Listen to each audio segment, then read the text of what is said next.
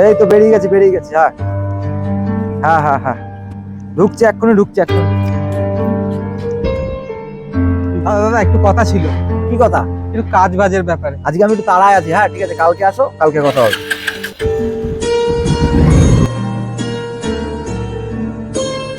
হ্যাঁ বলো এবার, কালকে কি বলতে চাইছিলে? দাদা বলতে চাইছিলাম যে আপনাদের এখানে কোনো কাজ হবে? কাজ? কিন্তু এই মুহূর্তে তো আমার এখানে কোনো লোকের প্রয়োজন নেই। ও, লোক লাগবে না, কিন্তু আমার কোনো মাইনাপত্রের প্রয়োজন নেই। আমাকে শুধু দুবেলা খাবার আর একটু থাকার জায়গা দিলেই হয়ে যাবে। মাইনে দিতে হবে না? ঠিক আছে, তাহলে লেগে যাও কালকের থেকে কাজে। কালকের থেকে? না, আমি আজকে থেকেই কাজে লেগে পড়ি। ও, আজকের থেকেই কাজ করবে? ঠিক আছে। এই শিল্টু, একটু এই ঘরে আয় তো। ও হ্যাঁ, আরেকটা কথা তো তোমাকে বলা হয়নি। তোমার কাজ কি কি জানো তো? এখানে বাসন মাজা, প্লেট ধোয়া, এটো কাটো যা আছে সবকিছু তোমাকেই করতে হবে, কিন্তু সাফসুফ। হ্যাঁ হ্যাঁ দাদা, আমি সব করতে পারবো। হ্যাঁ ঠিক আছে, পারলেই ভালো। হ্যাঁ দাদা বলো, ডাকছিলে? হ্যাঁ ডাকছিলাম। বলছি এ আজকের থেকে এখানে কাজ করবে, ওকে কাজ বাজগুলো সব বুঝিয়ে দিস। আর আমাদের যে স্টোর রুমটা ফাঁকা পড়ে আছে না, ওটা দেখিয়ে দিস। আজকের থেকে ও ওখানেই থাকবে। আচ্ছা ঠিক আছে দাদা, তুমি আমার সঙ্গে আসো। ঠিক আছে দাদা, তাহলে আসছি।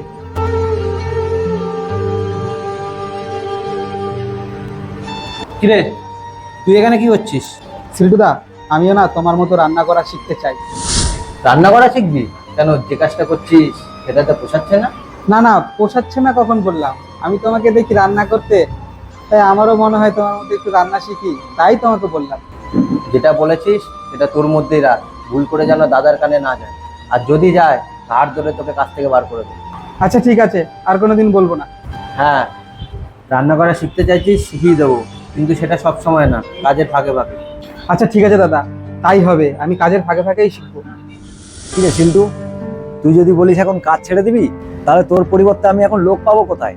দাদা, আমি একটু সমস্যায় পড়েছি, আমাকে যেতেই হবে, নাহলে আমি আপনার এখানে কাজ ছাড়তাম না। সমস্যায় পড়েছিস বুঝতে পারছি, কিন্তু এটা ভেবে দেখেছিস তুই যদি এখন ছেড়ে দিস তাহলে আমাকে কত সমস্যায় পড়তে হবে? কেননা আমি তোর উপরে পুরোপুরি নির্ভরশীল। আমার রেস্টুরেন্টে আজ পর্যন্ত যত লোক খেতে এসছে সম্পূর্ণ তোর ক্রেডিট সেটা। তুই ভালো ভালো রান্না করতিস বলেই মানুষগুলো আমার হোটেলে আসতো খাওয়া দাওয়া করতে। এখন যদি তুই চলে যাস, তাহলে আমি তোর পরিবর্তে এত ভালো রাঁধুনি পাবো কোথায় সেটা বল। ভালো রাঁধুনি?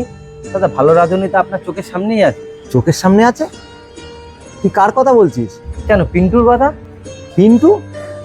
ও কবে রান্না শিখলো? দাদা, ও গত 3 মাস ধরে কাজের ফাঁকে ফাঁকে আমার কাছে এসে রান্না শিখে যেত। আর আজকাল ও খুব ভালো রান্নাও করছে, সেটা আপনি জানেন না।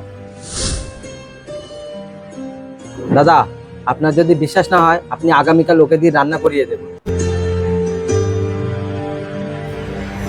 দাদা, বিরিয়ানিটা কেমন লাগলো? ভালোই হয়েছে, যেমন প্রতিদিন খাই তেমনই খেলাম। ও, তা কোনো ডিফারেন্স কিছু বুঝতে পারলেন? না তো, তেমন তো কিছু বুঝতে পারিনি।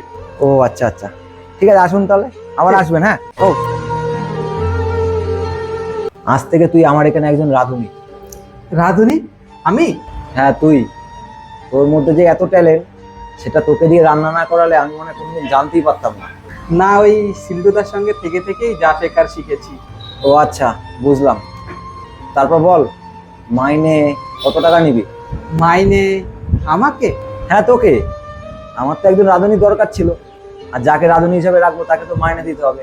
সুতরাং তুই যখন এখন রাঁধুনি হয়েছিস, তোকে তো আমার মাইনে দিতেই হবে। তাই বল, মাইনেটা কত নিবি? দাদা, তুমি যেটা ভালো বুঝবে দিও।